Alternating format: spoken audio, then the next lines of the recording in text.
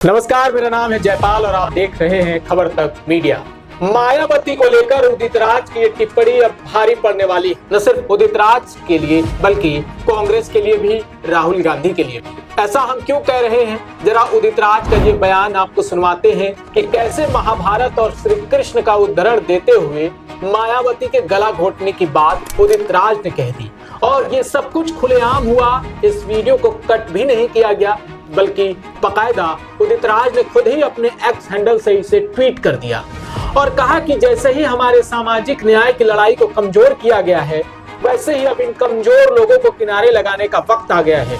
हमारे सामाजिक न्याय की लड़ाई का गला घोटा गया, हमारे SC/ST समुदाय के लोगों का गला घोटा गया, तो अब मायावती का भी गला घोटना ही होगा। ये कहते हुए उदित राज बिल्कुल सकपकाए नहीं, उनको कुछ भी नहीं सूझा कि वो किसको बोल रहे हैं। कि कृष्ण ने कहा कि अपने सगे संबंधियों को कैसे मारेंगे, तो कृष्ण ने कहा कि कोई सगा संबंधी नहीं है, न्याय के लिए लड़ो और मार दो, अपने लोगों को ही मार दो।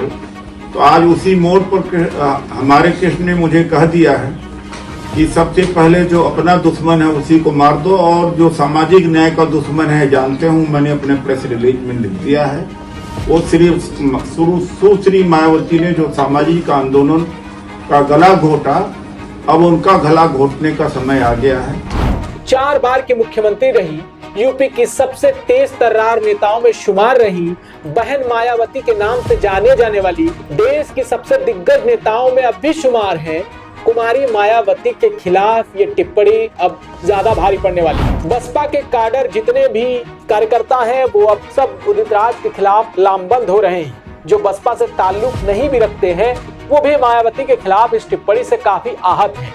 लेकिन उदित राज ने ये सब क्यों कहा, इसके बारे में हम आपको थोड़ा सा बता देते हैं। देखिए, कांशी राम की बनाई पार्टी 14 अप्रैल 1984 में बसपा का जब उदय हुआ, तो लोगों को लगा कि सवर्ण के खिलाफ एक आंदोलन के तहत जन्मी इस पार्टी में जितने भी SC/ST समुदाय के लोग हैं, बहुजन समाज के लोग हैं, उनके उत्थान की बात होगी।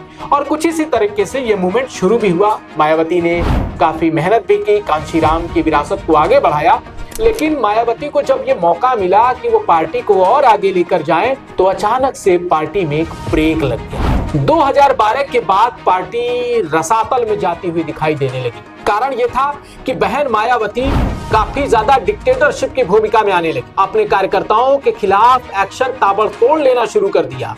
जरा सी शिकायत पर पार्टी से निकाल देना, धमकी दे देना, कार्यकर्ताओं को बिल्कुल अनुशासित रहने के नाम पर प्रताड़ित करना और पार्टी के नीति के खिलाफ न बोलने को लेकर व्हिप जारी करना और तमाम ऐसी चीजें जो बिल्कुल एक पार्टी के कार्यकर्ता के लिए असहज महसूस करने वाली बात हो, वो सब कुछ बसपा ने किया। और यही कारण है कि आज बसपा जिस हालत में है, उसकी जिम्मेदार खुद मायावती ही है। मायावती को क्यों कहा गया कि इन्होंने सामाजिक न्याय की लड़ाई का गला घोंट दिया? दरअसल जब कई ऐसे मौके आए कि मायावती की टिप्पणी, मायावती के बयान काफी मायने रखते हो, लेकिन उस वक्त मायावती ने चुप्पी साध ली, बोला ही नहीं कुछ। इतना बड़ा संविधान का मसला उठाया गया, लेकिन मायावती कांग्रेस के भी पीछे पड़ी रही, समाजवादी पार्टी के भी पीछे पड़ी रही। अगर आपको चुनावी गणित के हिसाब से बताएं तो बसपा का इतना बुरा हाल इससे पहले कभी नहीं हुआ था। बताइए, इतनी बड़ी पार्टी, नेशनल पार्टी का दर्जा रखने वाली BSP का एक विधायक है और सांसद 0 बटा सन्नाटा। यानी जब साइकिल पर सवार होकर हाथी निकली तो उसके खाते में 10 सांसद आए, लेकिन उसके बाद उसका बुरा हाल हो गया। साइकिल पंचर हुई तो हाथी ने हाथ छोड़ दिया और इसके बाद हाथी बुरी तरह से शून्य के कगार पर चली गई। एक भी सांसद नहीं है लोकसभा में। मायावती ने सिर्फ न बोलने को लेकर, उनको संसद में बोलने नहीं दिया गया, इस पर आहत होकर उन्होंने राज्यसभा से इस्तीफा दे दिया था। और अब हालत ये है कि कोई भी सांसद पार्टी का पक्ष रखने वाला नहीं। दलित आंदोलन को विराम सा दिखता नजर आ रहा है। चंद्रशेखर आजाद जरूर ये कोशिश कर रहे हैं कि मायावती उनको अपना उत्तराधिकार समझे, लेकिन चंद्रशेखर की भी दाल नहीं गल रही। मायावती ने अब वही रास्ता पकड़ लिया है जो बाकी तमाम पार्टियां उसी रास्ते पर चल रही हैं। जैसे परिवारवाद BSP पर बुरी तरह हावी है। मायावती के भाई आनंद कुमार राष्ट्रीय उपाध्यक्ष के पद पर रहे। मायावती के समधी को दक्षिण भारत का कोऑर्डिनेटर बनाया गया। मायावती के भतीजे को नेशनल कोऑर्डिनेटर बनाया गया। अब मायावती का एक और भतीजा सामने आ रहा है जो आनंद कुमार के वो बेटे ही हैं, और इसी बीच उन्होंने बीच में अपने समधी को, जो अशोक सिद्धार्थ हैं, उनको बाहर निकाला था। कई कार्यकर्ताओं को, नेताओं को बाहर निकाल दिया। आज आप बीजेपी में ज्यादातर जो मंत्री देखेंगे वो बीएसपी कैडर से ही आते हैं। यानी मायावती का हाथ छोड़ा तो उनके हाथ कमल लगा, और जब कमल का हाथ पकड़ा तो वो सत्ता के गलियारे तक पहुंचे और आज मंत्री हैं और खूब रुतबा है उनका। लेकिन मायावती इतने रसातल में क्यों चली गई, और बीएसपी का वो कैडर वोटर कहाँ है, और क्या उसे कुछ भी फायदा मिल रहा है?